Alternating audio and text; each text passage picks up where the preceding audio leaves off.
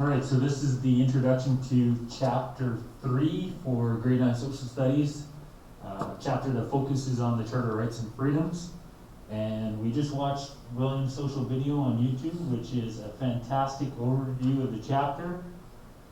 But in 9 minutes, she covers a lot of content. So I do want to go back and revisit some of the things that I want to make sure that you have as we move into this new chapter and this new unit.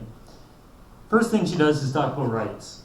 And she talks about how rights can be divided into things like human rights. And a human right would be a right that all humans are meant to have. These are our natural rights.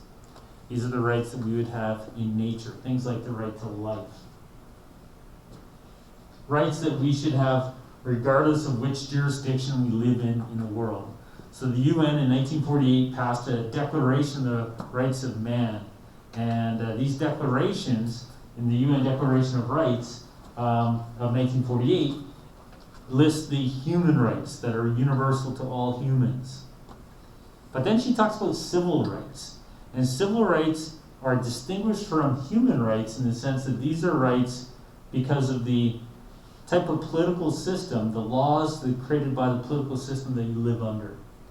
So one thing that we'll do this week is we'll wrestle with the idea of rights. We have another video that looks at the evolution of human rights. She kind of got us started with that idea by talking about the Magna Carta and other landmark moments in the evolution of human rights. But there's things that she didn't mention, things that happened before the Magna Carta of the 13th century, things that happened before the time of Christ, like Hammurabi's Code, that the other video will make reference to. So by the end of the week, not only should you be able to define what human rights are, but by the end of the week, you should be able to talk about some of the landmark moments of how, because of something like the Magna Carta being passed in the early 13th century, then the absolute power of the king was limited by a constitution. Speaking of constitution, she talked about Canada. And she talks about the Canadian Charter, but she makes reference to the fact that the Canadian Charter wasn't created until 1982, and although we did have a Bill of Rights from the 1960s, even before the bill, we still had rights in Canada because we have something called common law.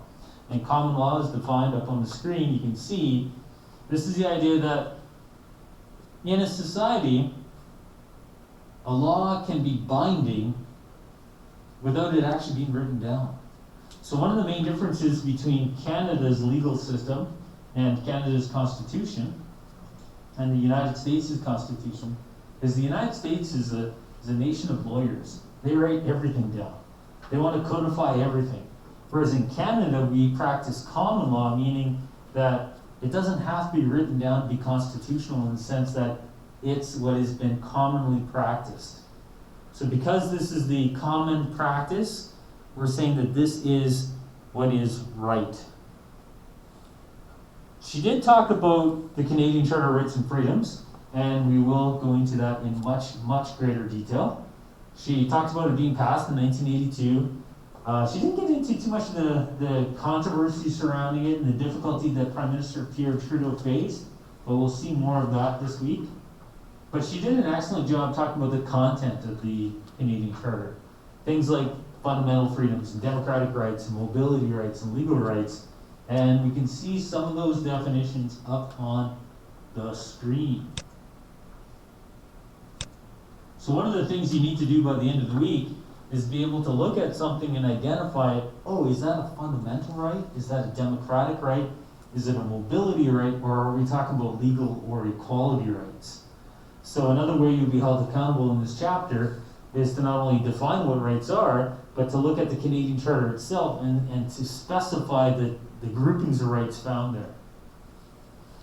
I'm going to challenge you a little bit further with those two, though, because in the Charter, as she mentioned, there's a clause that says that the government can reasonably limit any of the rights.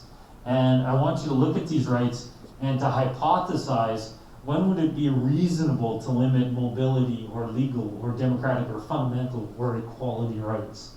What hypothetical conditions could exist to make it justifiable to take some of these rights away?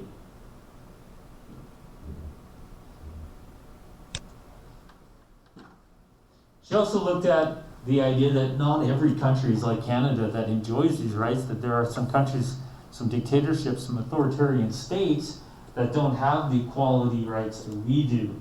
And she used Russia as the example. She also looked at language rights and collective rights, but also talked about how that's going to be the next chapter. Collective rights will be chapter 4. And then she mentioned that little funny thing, the notwithstanding clause, that we'll take some moments to talk about further. So this is just an introduction into the chapter and some of the key points to look for.